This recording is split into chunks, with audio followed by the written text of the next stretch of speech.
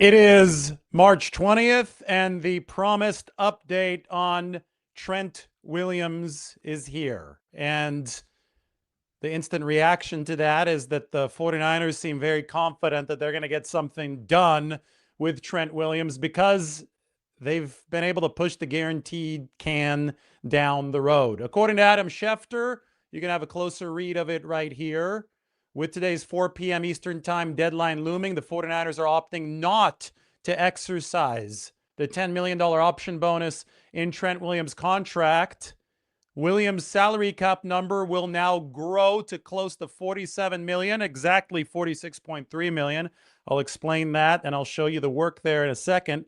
But the team is not overly concerned about it, and it still is planning to rework his contract before next month's NFL draft. Okay, so let's illustrate exactly what has happened today. We'll open up Trent Williams' contract, and we will remove the text title, and we will remove my face from the equation just so you could see everything here. I was in the car on my phone, and it's a very rudimentary red circle of the option bonus.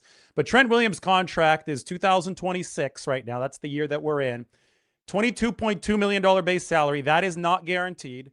This column, signing bonus, doesn't matter. That's already been paid out to Trent Williams. That is just a salary cap proration. But on March 20th, today was the deadline to exercise an option bonus of $10 million. You could see it down here. That would have spread out against the salary cap for 4 seasons for Trent Williams. The 49ers, instead of exercising and paying Trent Williams that option bonus, thereby making that money guaranteed, had an option in the contract to just take that $10 million down here and make it part of this $22.2 million base salary. So there is no more option bonus. Nothing guaranteed was paid to Trent Williams today. His base salary now sits at $32.2 million for the 2026 season.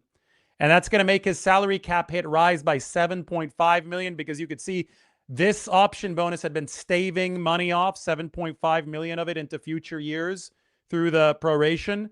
So now you're going to add $7.5 million to $38.8 million. That is his cap number over here. I'm circling it with my magnifying glass cursor.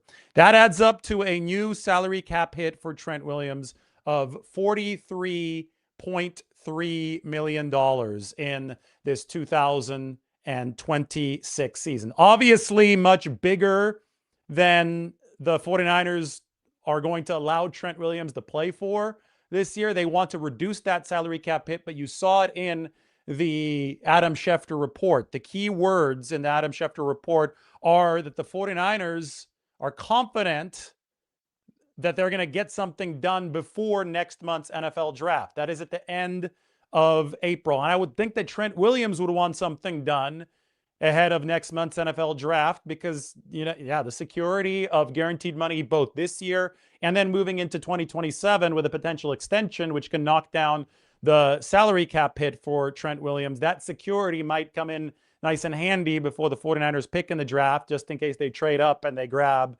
an offensive tackle. So Trent wants something done before the draft. I'm sure the 49ers want something done before the draft. They have essentially made the draft their new deadline. They've kicked it down the road a little bit. The draft is a new deadline. Nothing has changed from a leverage perspective since the 49ers had this ability to convert the option bonus into base salary. Now, the reason that the 49ers had this flexibility is because they have salary cap room, and they have a lot of near-term salary cap room. I've already made the changes to my salary cap sheet where I track everything meticulously as it happens, so I can show you the changes right now. Here's the salary cap sheet. As you can see, the 49ers now with this move are down to an estimated $18.64 million in salary cap space for this 2026 season. The reason that I say estimated is because we don't know the exact numbers of the Gifford or the Christian Kirk contracts. We're still waiting for those to come in. But Trent Williams, instead of being at $38.8 million, is now at the number that I calculated. It's about $46.3 million on the salary cap for Trent Williams. So you add 7.5 to his number, You take away $7.5 million from the 49ers number, and it's under $20 million. Remember that my key for this entire process for the 49ers is to carry over more than $20 million in salary cap space into 2027, because this team has got a lot of escalating costs. So the 49ers are going to have to find a way to create more space if they're going to attain that goal and to continue signing players. But they have enough to just carry Trent's gargantuan cap hit of $46.3 million right now temporarily. They're temporarily carrying it until they're able to find that specific resolution. Now, if they were operating, if the 49ers had $5 million in salary cap space entering today, they wouldn't have been able to do this. They would have had to have picked up a bonus that prorates the salary cap damage of the Trent Williams option bonus. They wouldn't have been able to fold it into base salary. But this is a great example of how proration techniques work in the NFL. If you pay something out as a signing or an option bonus, you have the right to spread the salary cap hit out like an accordion over several years. That is a way to manipulate the salary cap. Now, you can't do it indefinitely, because ultimately you run out of base salary to prorate into a bonus. But in the case of Trent Williams, there is a lot of meat left on the bone. You could see here, $22.2 million base salary entering today. Now you're going to add $10 million onto that. That's $32 million, almost all of which you can convert to some sort of bonus and ultimately stretch out against the salary cap to make things sustainable. So, in the case of 2024 and 2025, Trent Williams' base number had already been slashed down to $1.2 million. This is the veteran minimum, by the way. If I zoom in here, you could see $1.21 million was the veteran minimum in 2024. $1.255 million was the veteran minimum in 2025. And then, oh my God, what's this huge number, which is now $32.2 million, by the way.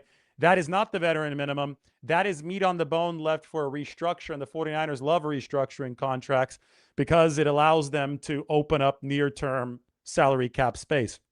The Williams contract is extremely complicated because it's been redone, obviously, a number of times, including once on an extension. But there are restructures even before the extension that actually pushed money into the future. So you could see this option bonus, which no longer exists, which is circled in red. That's a clean $10 million option bonus that would have been prorated over 4 years. 10 divided by 4 is 2.5. So it would have just stretched out 2026 to 2029.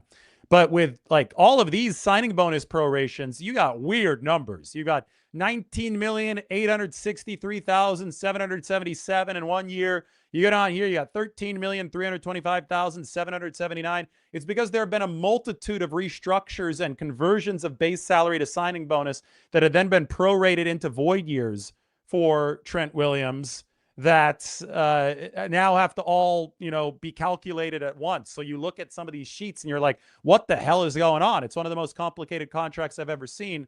Well, what's going on is that the 49ers are just pushing salary cap damage into the future, which again, I feel like I have to tap on the sign.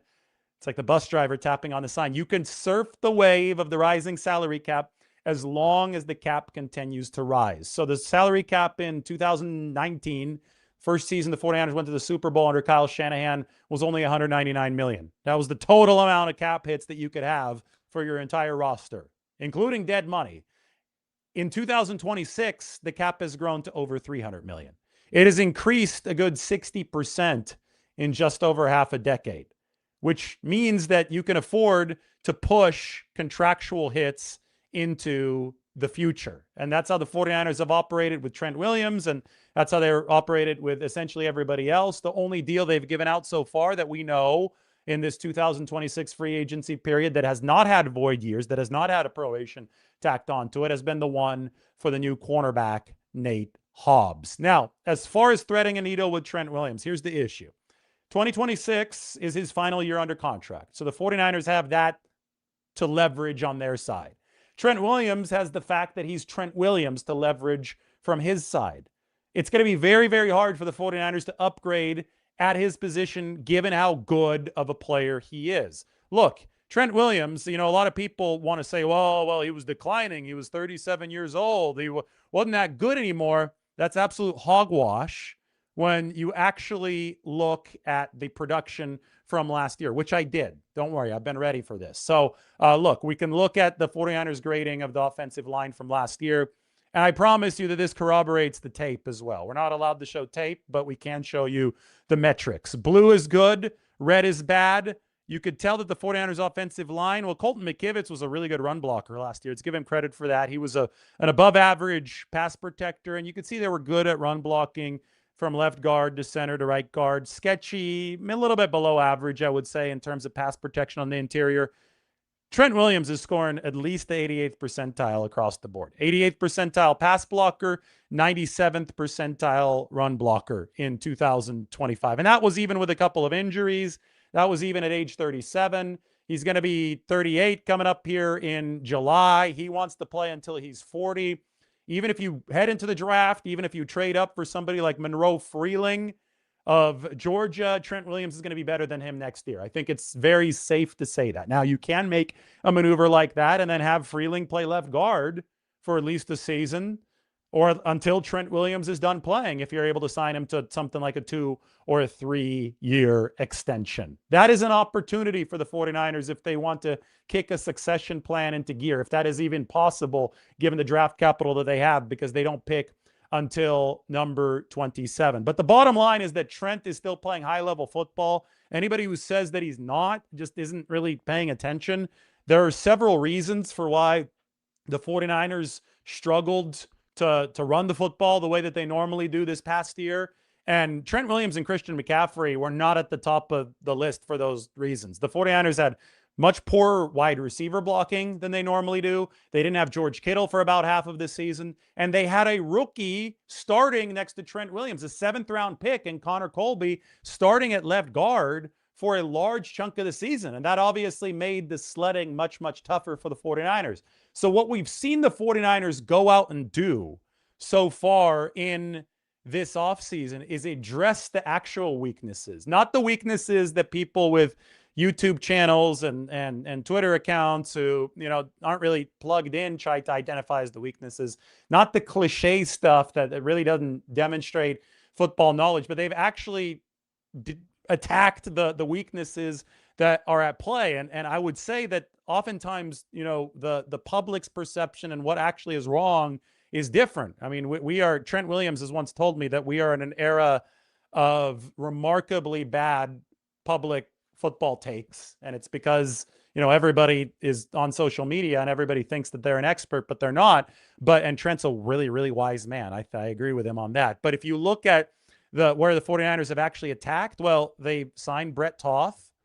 He's a guard and a center who might be able to fill in at that left guard position. If the season started today, Brett Toth would start over Connor Colby, and I think give the 49ers an upgrade over what they had last year at left guard. Now, we could talk more about Joel Bitonio if he doesn't retire and what else the 49ers might be able to do at the guard position, but they've made a very, very targeted addition along the offensive line for the left guard position. They've added depth, which was an issue behind Trent Williams last year, with Vidarian Lowe. He is a swing tackle, probably a higher-end swing tackle. Then they've attacked the perimeter blocking. Christian Kirk and, most importantly, Mike Evans, 6'5", 230. They needed an X-wide receiver to be able to serve as that pivot point blocking on the exterior to help out that offensive line. So the 49ers strategy so far has absolutely indicated that they're confident and plan on bringing Trent Williams back because they've been building a team and addressing the weaknesses that surrounded Trent Williams last year. The one, I guess they re-signed Jake Tonjes, so you can say that's trying to address one of the tight end weaknesses, but I would still love to see the 49ers bring in more help at the blocking tight end position because that was an issue last year. I mean, San Francisco was a bottom 10 rushing team whenever George Kittle wasn't available, and they were a top 10 rushing team when he was available. That was a very, very interesting split that I think the 49ers can still attack. But given the fact that they had the salary cap flexibility and that they contractually built this into Trent Williams' contract, the 49ers, it was almost a no-brainer. We weren't sure if they had built this optionality into his contract, but today we find out that they did. They do not pick up the option it simply becomes, this 10 million becomes part of the base salary.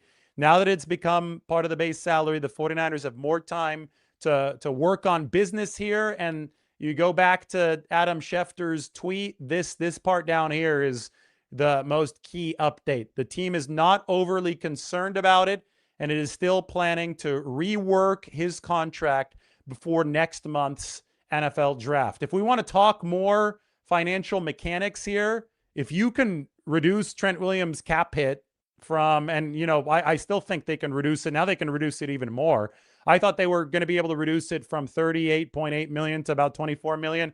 Well, they probably still can reduce it from 46 million to about 24 million. So just as a placeholder, put in 24 million now into the Trent Williams cap hit if they are able to restructure this deal. We're obviously threading a needle with guaranteed money moving into 2027. Look at that. All of a sudden, the 49ers would have over 40 million in salary cap space. Now, I undo that, and it goes back to 46.3, and now they're down officially at my estimate, but at the moment they're at around 20 million. I would say I'm estimating at 18.6 million in salary cap space. Actually still enough for the 49ers to make signings right now. If they want to bring in Joey Bosa, if they want to bring in Nick's brother, Joey Bosa, they can do that. If Joel Bitonio decides not to retire and the 49ers are interested in that for the left guard position, they can do that. They can sign a safety. They can sign their draft class. They're going to need about $9.5 million for their draft class as it stands. The draft class will get more expensive if the 49ers trade up. Remember that every single pick is more expensive than the one after it. So they're currently at number 27. If they trade up, then they're going to have to be ready to pay a little bit more. So they need to maintain in the offseason, they need to maintain a buffer of at least 15 million for the draft class and for other signings. And right now they're at 18.6. So they decided after restructuring Nick Bosa's deal, and that brought it down under 23 million in the cap hit, they decided that they would be okay with letting more be scheduled for the salary cap with a $46.3 million number for Trent Williams. They're all right with that. They've got the financial flexibility and the option power to do that. And now it really appears, based on what Schefter said, that the 49ers and Trent Williams would both very much like something to be done ahead of next month's NFL draft. Now, speaking of getting something done, last time that Trent Williams signed a new contract with the 49ers was 2024. It didn't get done until about a week ahead of the regular season. The whole mechanism that time in 2024 was not really stressed about from the outside by the 49ers. I think there was much more stress put on the Brandon Ayuk contract situation.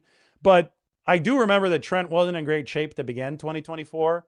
That ended in a season-ending injury. I don't know if that was related, but obviously you can surmise that there might have been a connection. And he wasn't playing his best football at the very start of the year until he played his way into shape. I think that even though he is Trent Williams, there is benefit, not only for the team, but also for him, to have him in there for training camp.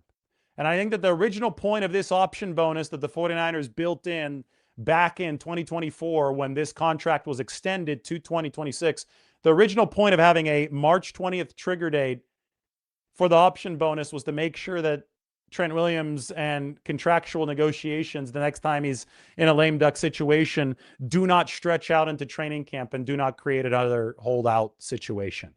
And as of right now, the 49ers seem to believe that they can get something done before the NFL draft. So it seems that they're broadcasting quite a bit of confidence that that's not going to happen, because they're willing to take on the higher salary cap hit right now when they can afford it, with the belief, and I'm presuming the belief of Trent Williams as well, that something can be done before the NFL draft.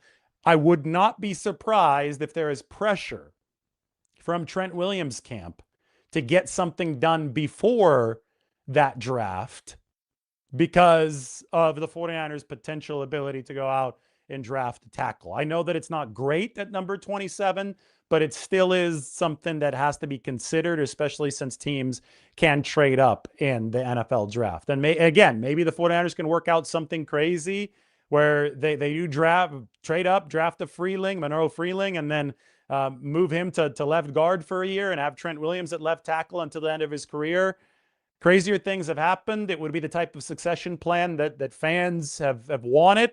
The 49ers have rarely been bad over the past few years in terms of where their draft positioning ends up. So it's actually been difficult to get into position to add a rookie offensive lineman in this way. I think that last year they might have been very interested in drafting either Caleb Rogers or Charles Grant at picks 98 and 99, but that's not till the end of the third round.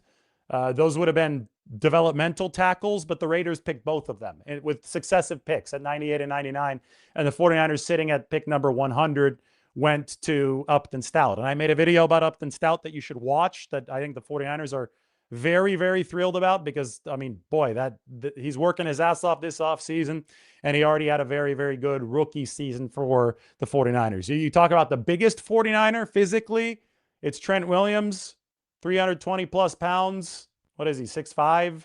And then you've got the smallest 49er right across the locker room right there. I mean, they're just a little aisle. You got Trent Williams and his 2 lockers. I think he might have been downsized to only 2 this past year. He used to have 3 on that little island.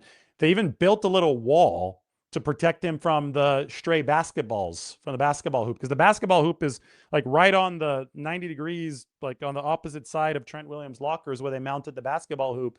And he had a big issue because all these basketballs would keep on flying into his locker. I mean, I would have to, I'd be talking to Trent, and, I'm trying to look at Trent. I'm talking to Trent, and a basketball would come flying in, and I would have to like deflect it with my left hand. It was an issue. So they built a little wall to protect Trent's locker stall, which has been a good addition. Probably something that's going to allow him to take a little bit more of a discount on this next contract. I'm kidding. But that's been nice. And Upton Stout is about 5 yards away, right next to Saran Neal's locker. You've got the biggest 49er and the smallest 49er, right? I don't think that Trent is the tallest.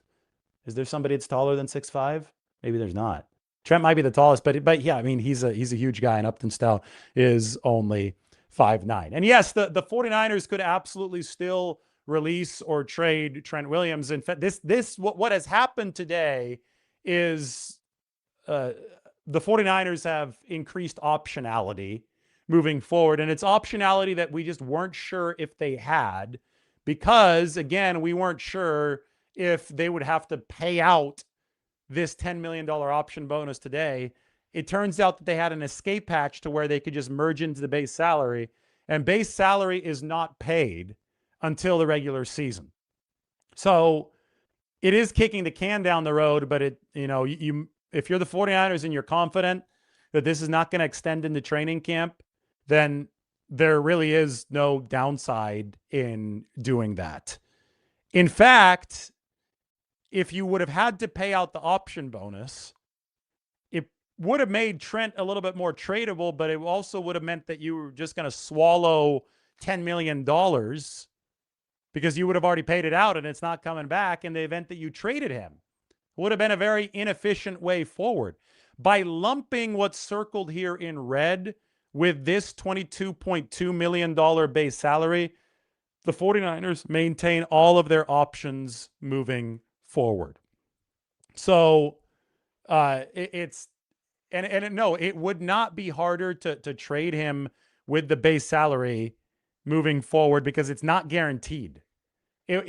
Trent Williams would have to agree to where he's playing, but I don't think you would ever trade Trent Williams to a place where he didn't want to be. I think a lot of places would like Trent Williams, and he would renegotiate his deal with the new team. Nobody is going to pick up Trent Williams at a $32.2 million base salary and pay him at the rate of that base salary. Everybody would find a way to mitigate the salary cap hit. That would just be part of trading for Trent Williams. So I don't think that it would become harder. It's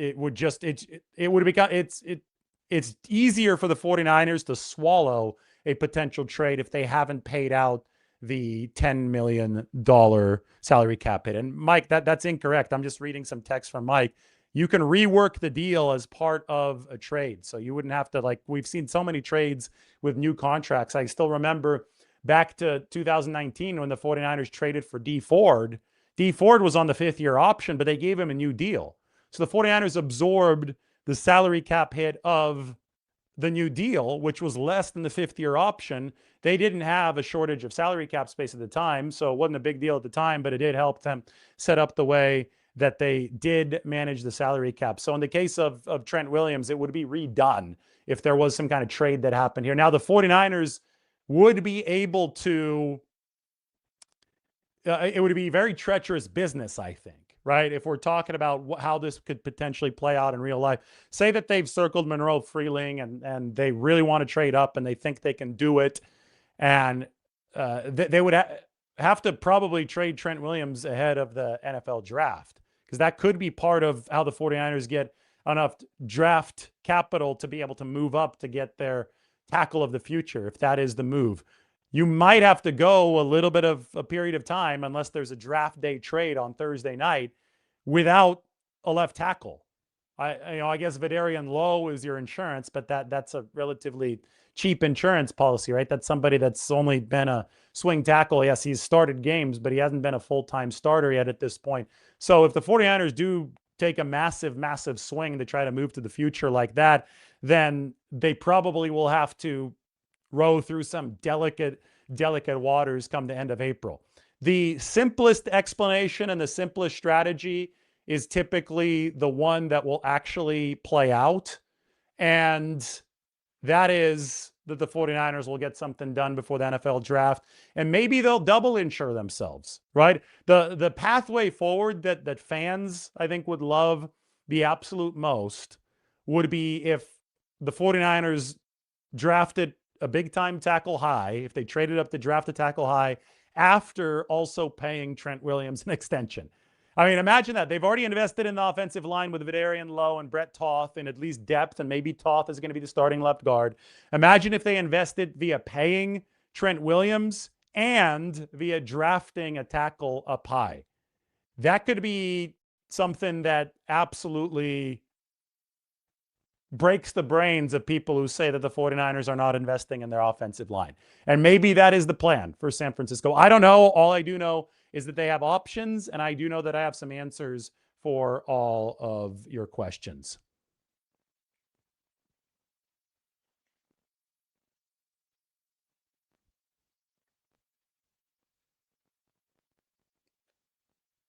I'm going into the comment section, and so this right here, you're saying the 49ers cannot release or trade Trent without taking over $30 million cap hit without the player. They're going to have to take on that cap money anyway. Calling that foolish, I think, is you're not really understanding how the salary cap works. Dead money is money that you've already paid a player that's going to have to hit the salary cap at some point anyway.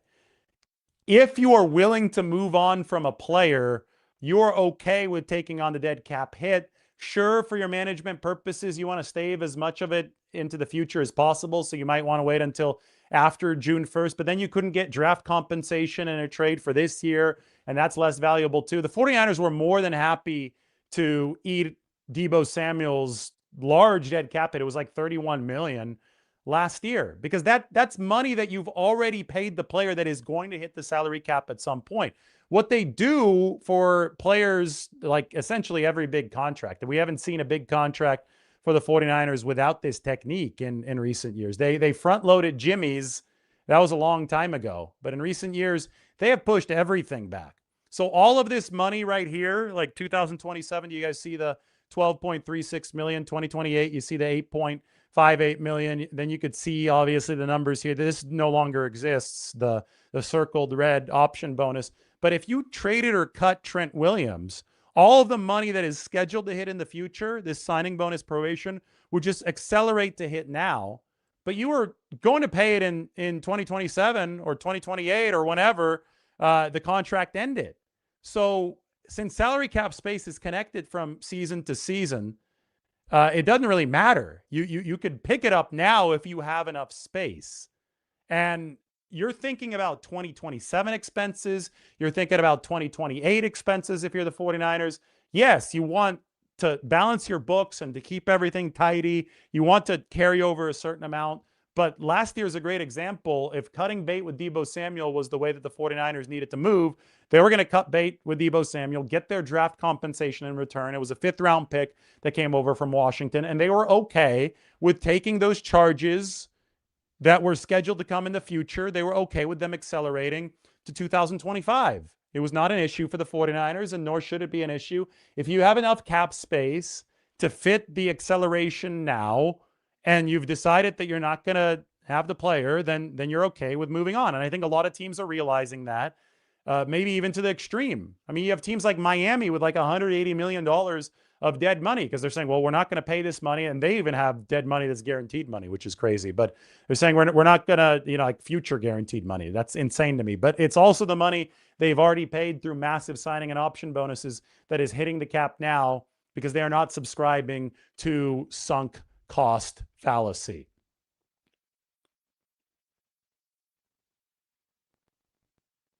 If the 49ers want to win this year, you sign the best left tackle in the game. And that's what the 49ers are planning to do. I think given today's development, you should feel very confident that the 49ers will get something done with Trent Williams. Now the question is, do they add on to that through the NFL draft? Are they able to? Is that going to be something within the realm of possibilities? Or, let's look at the 49ers 90-man depth chart. We go back to how the offensive line shakes out for San Francisco. Williams at left tackle, Brett Toth at left guard. If the season started today, you'd have Trent at left tackle, Brett Toth at left guard, Brendel's the center, Dominic Pooney, who played through that knee injury last year at right guard, and Colton McKivitz, who had his best season yet at right tackle. Is the left guard situation one that the 49ers are leaving open to the prospect of drafting a tackle and having him play left guard next to Trent Williams for a year? I mean, you can raise your hands if you agree, but I think that would be the dream for 49ers fans. I see a lot of 49ers fans always complaining about the offensive line and investment there and this and that, and I think a lot of it's misguided because they're not really looking at it contextually, but I agree that you have to find a creative way to find a succession plan to Trent Williams at some point, and he's going to be 38 years old. So do you potentially think about drafting somebody that can be a left guard this year? And you would have to probably take a massive, massive draft swing for it. You might have to trade up for it. Would you have that player, maybe a Monroe Freeling, be at that left guard position with Trent Williams at the left tackle position? And then nobody would ever be able to say that the 49ers don't invest in the offensive line again. That would be crazy stuff, but maybe it's possible.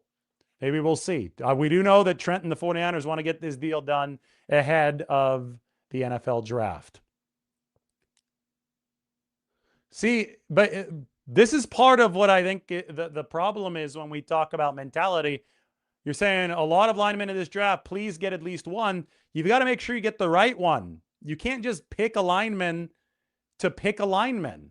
You need to have an offensive lineman that's actually going to be effective for you. So the 49ers, they might have been interested in Charles Grant or Caleb Rogers last year, 98 and 99. They went at 98 and 99.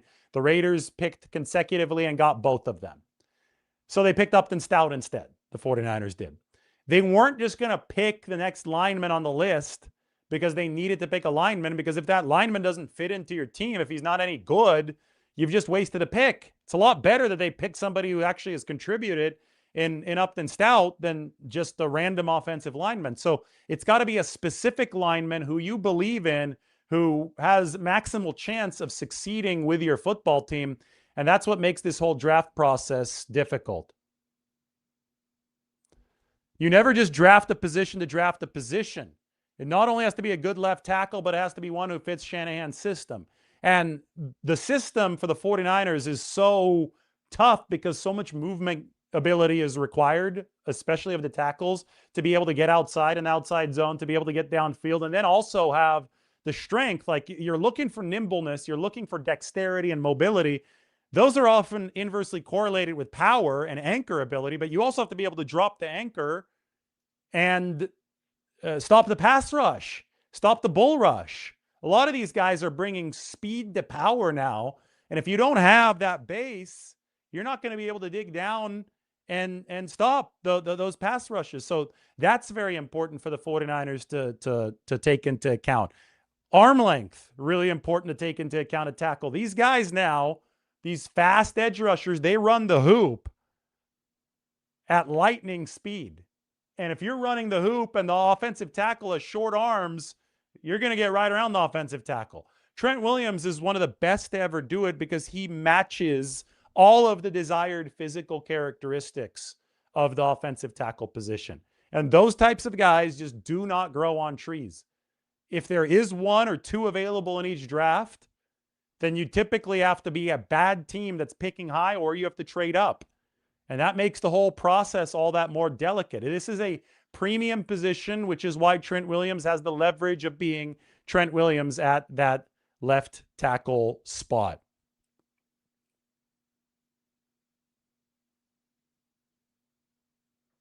We got a lot of smart comments here from user XNR. A lot goes into the left tackle will be. If the 49ers don't think that guy is there in the draft, well, yeah, they might wait or they might swing a trade in the offseason. Remember the last time they switched tackles was after after Joe Staley retired. And Joe Staley waited until the NFL draft to answer the retirement question. And the 49ers made that trade with Washington for Trent Williams. And Trent Williams replaced Joe Staley. And somehow, some way, the 49ers found an upgrade at the left tackle position. So always remember that it's one of those things where you can attack player acquisition and player replacements through many different avenues. And creative teams can do creative things. And that's what the 49ers did back in 2020 when they had to replace Joe Staley for Trent Williams. So those of you just joining, the 49ers have not picked up the $10 million option. They've essentially kicked the can down the road for Trent Williams. You can see what here is circled in red has just now become part of the base salary. He remains tradable, especially from the 49ers perspective. He remains releasable if in a crazy world, and I don't think this is going to happen here, but they've done it with Kyle Juszczyk and they've done it with Eric Armstead when they couldn't reach agreement. They could say, hey, go test out your market, but let us know before you sign with somebody else and we'll decide if we can match that price. I think that you could probably have those kind of phone calls and come to a number without actually releasing Trent Williams. That seems like you'd be playing roulette if you're the 49ers, but he's tradable, he's releasable, he's signable, and it sounds, after all this, with obviously more still to go, it really sounds like the 49ers are confident that something is going to get done ahead of the NFL draft next month. More questions. I am here for all of them.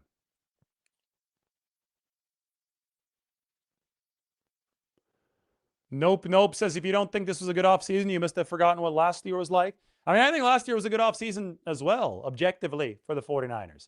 It might not have been as fun for the fans, but objectively, they prepared themselves for the future. They racked up comp picks. It's very important. They reset their salary cap situation. They got younger where they needed to get younger.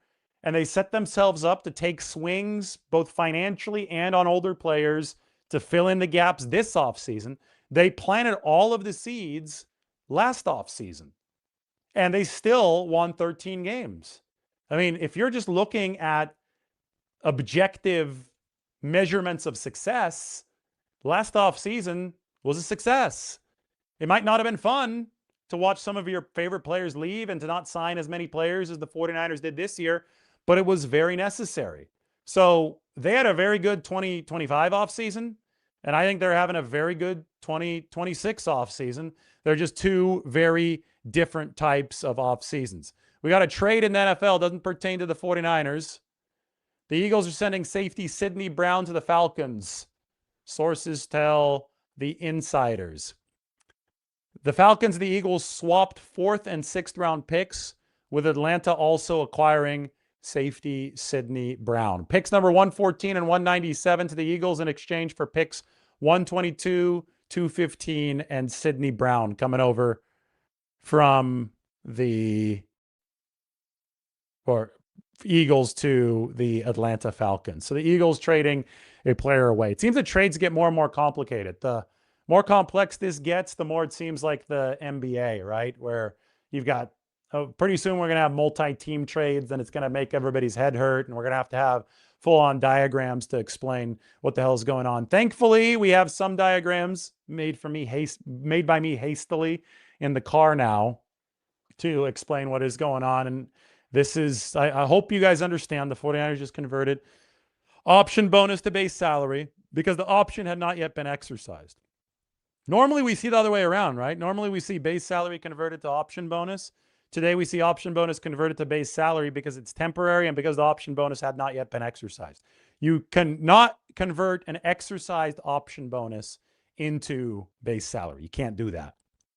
But it wasn't exercised. It was just set to exercise, and the 49ers gave themselves that contractual out to make sure that they had the flexibility that they put on display today. And again, they've got now under $20 million in salary cap space, but the restructure of Nick Bosa earned them some flexibility. They've been doing a really good job of keeping salary cap hits low. Mike Evans has a cap hit of only $4.25 million this year. That is not a high cap hit for Mike Evans. So all of this, Dre Greenlaw's cap hit's only $3.55 million. All of this has allowed the 49ers the room to be able to take on more of Trent Williams' cap hit temporarily right now at $46.3 million.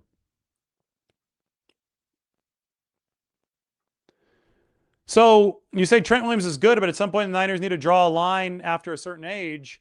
I mean, if a guy's still good and if he's better than the other options, I don't know why you would draw a line saying you can't play for us anymore. If he still wants to play and he's playing better than anybody else that could take that position, yeah, maybe you draw a line as far as we better start, rostering our contingency plan. We should maybe take a higher draft swing at offensive line, but you're not just going to kick the guy off the team because he's old if he's still good. So as Mike says, this is a good text from Mike. You only get rid of Trent if you have a better option. You don't just draw a line in the sand because you feel bad that he's 38.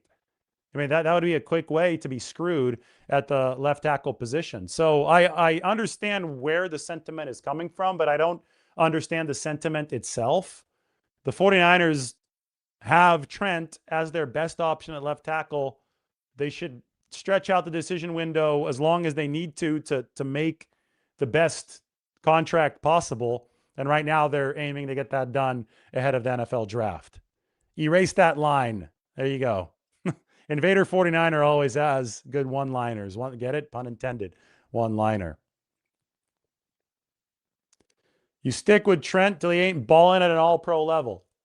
I agree. And if I'm building a team, I'm trying to figure out a way to, if I really like a tackle high up in the first round this year, I'm trying to figure out a way to get there because I think I can make the entire offensive line better by doing that left guard position. Because, Mike tells me everybody is complaining about Brendel in the comment section, and I'm not really reading the comment section that closely. I'm just looking for some questions right here. Imagine this. Let me go to the depth chart.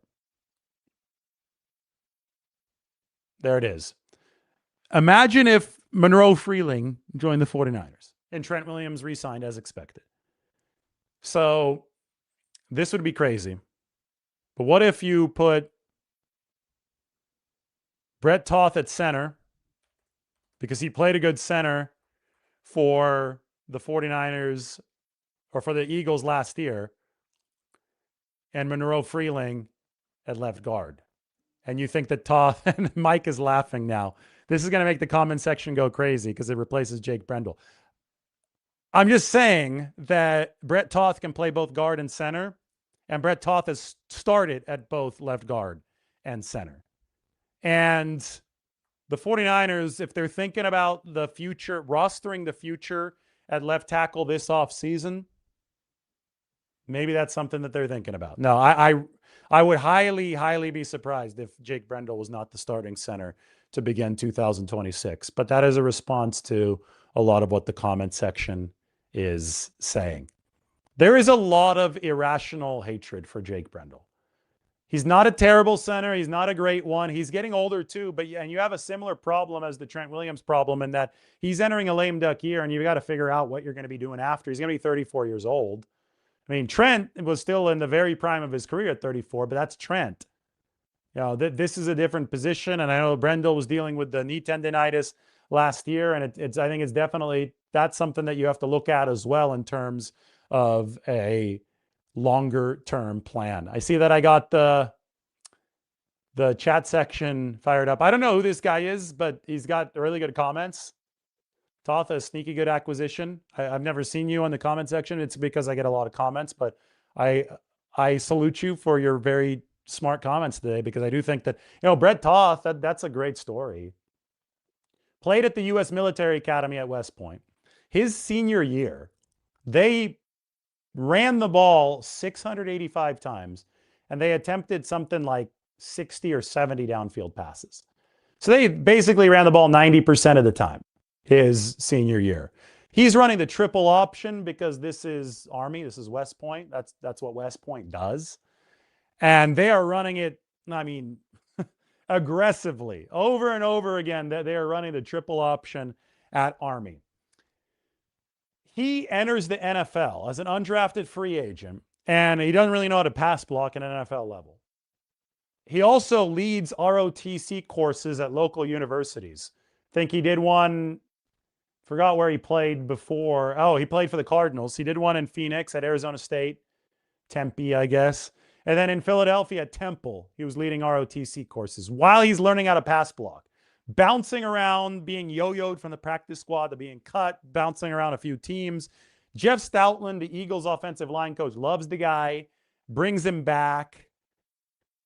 A good, I don't know how many times he got cut, but he might have gotten re-signed by the Eagles like 10 times.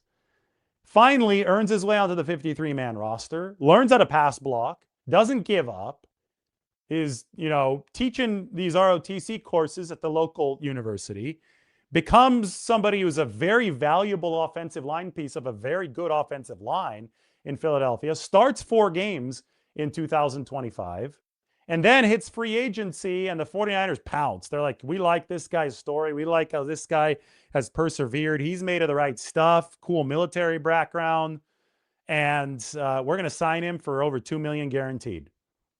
It's the American dream right there. From West Point all the way to the San Francisco 49ers with over $2 million guaranteed, and maybe even a potential shot at a starting spot for Brett Toth. At which point he could probably earn even more money entering his next season. So, yeah, I think Toth could be a sneaky good signing for the 49ers.